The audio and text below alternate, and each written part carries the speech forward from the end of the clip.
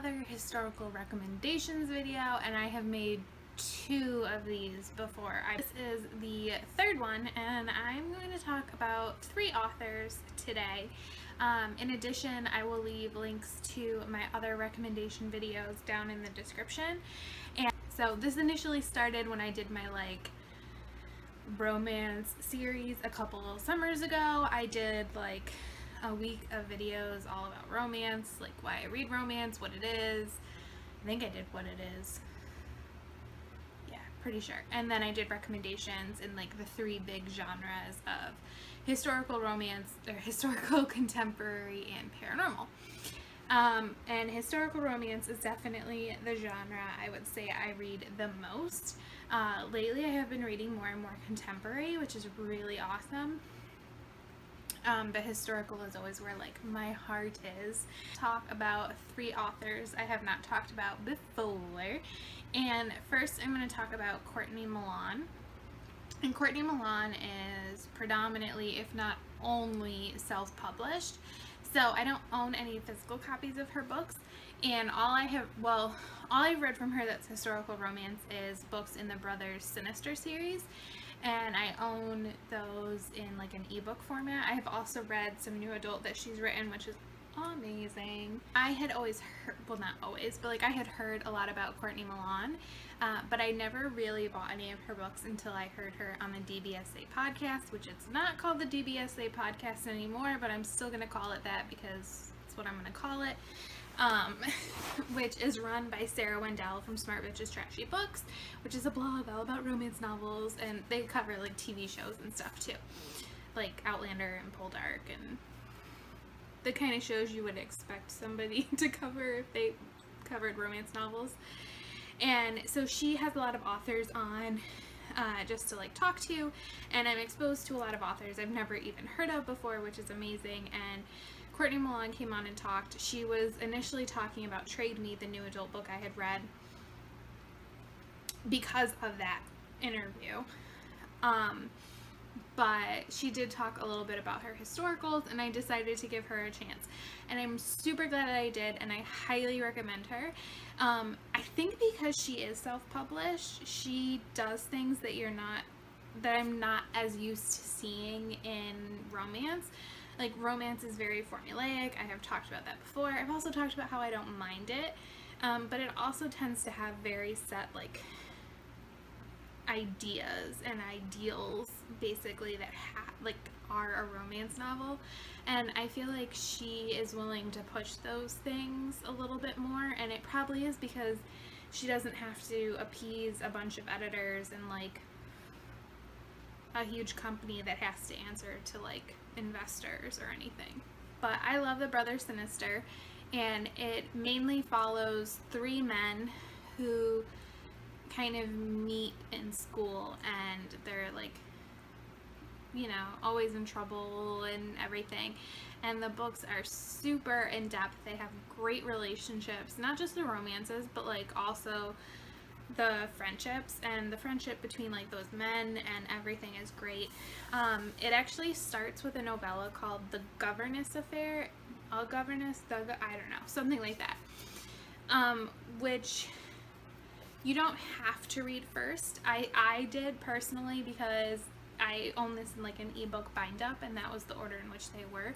I think it almost might be better though to read that later once you get to know the characters. I think you might have more investment in that story. I highly suggest Courtney Milan. I know people love her, and I know she has a ton of other books that I need to read.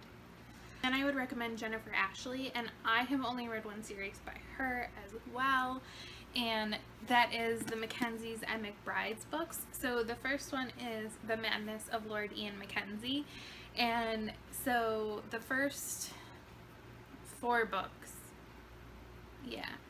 follow the Mackenzie brothers, and they're romances and everything. And so Ian, I've talked about this book before because I love it. Everyone thinks he's crazy. He basically has or what I interpret without an author's note to be autism, Asperger's, something on that's on the autism spectrum. And so you know, he has been locked away in an asylum before and all of that. And he ends up meeting this widow named Beth, and they form a relationship for reasons in the story. And it's about him coming to terms with, like, if he can feel love and what that means, and for her, what it means to fall in love with somebody who maybe can't express love, because his brain doesn't work the way her brain works. And this is a very popular book. Like, I hear it mentioned a lot. The other books,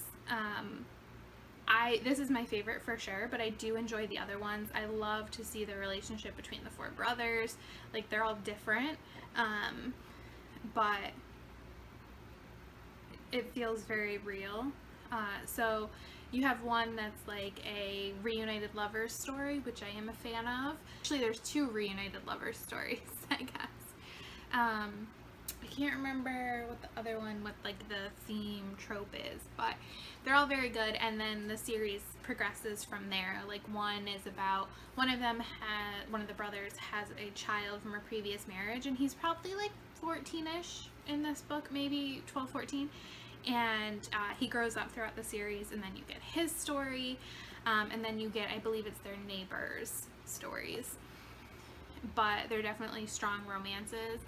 I would say they are in tone probably along the lines of like I'm looking at my romance novel shelves to see, like a Lorraine Heath,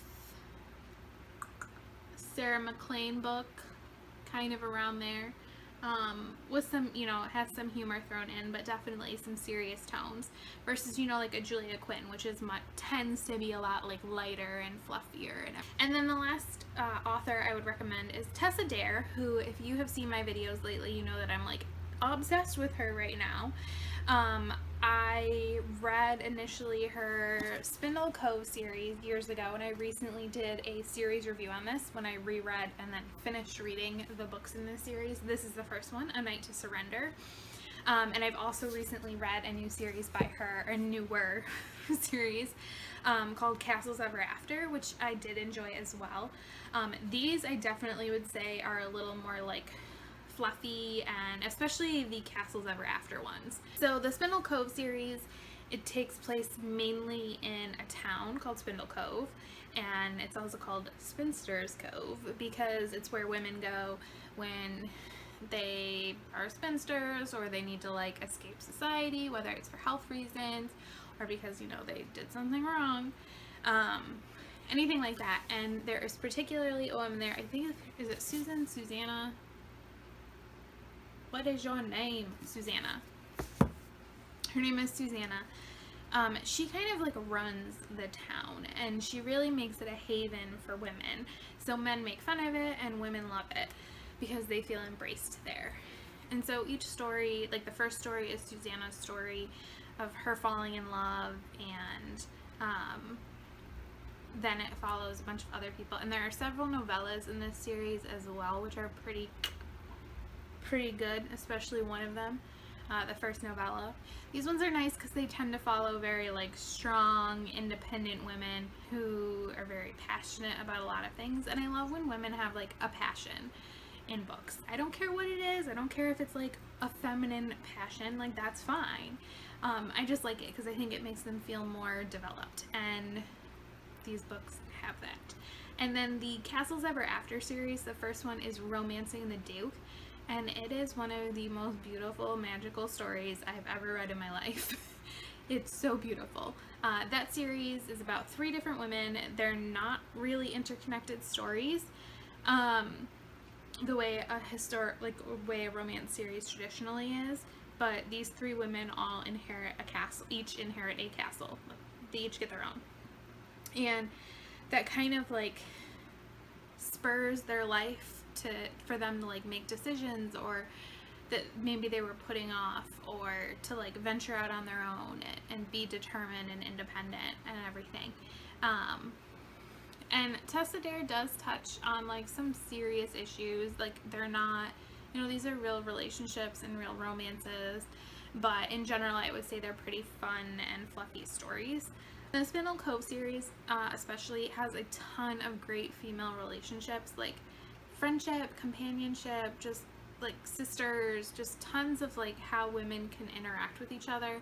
And a lot of time in the world you'll see a lot of like catty women, whether it be on TV or in movies or anything, and in books, but it's really nice to see women be able to interact with each other. And that doesn't mean that they get along 100% of the time, but there's a difference between disagreeing with somebody and being like vicious, you know? So those are my latest historical romance recommendations. If you have any recommendations for me or anyone else, feel free to leave them down in the comments below. There is a whole world of historical romance out there. I'm sure, especially if you include self-published authors, and it's nearly impossible to find and read them all. So of course, if you want to leave recommendations, feel free to do so I can check them out, or somebody else can check them out if they want. Thank you so much for watching. Bye.